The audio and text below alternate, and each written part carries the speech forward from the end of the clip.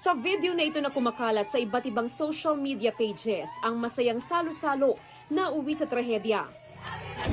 Nang biglang magkaroon ng pagsabog, kuha ang video sa isang Korean restaurant sa Barangay Karanglaan, Dagupan City noong Huwebes. While celebrating, kinakantahan na nila ng happy birthday song yung kanilang classmate, gas burner, nag-lit.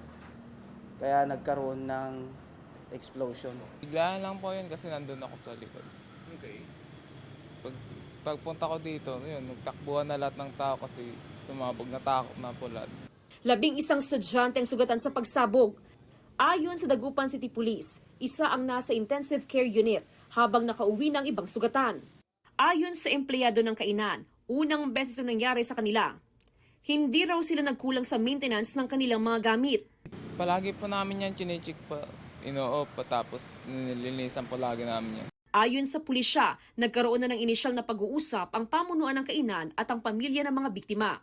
Dagdag pa ng pulisya, sinabi sa kanila ng kainan na sagutin ang gastos sa pagpapagamot sa mga biktima.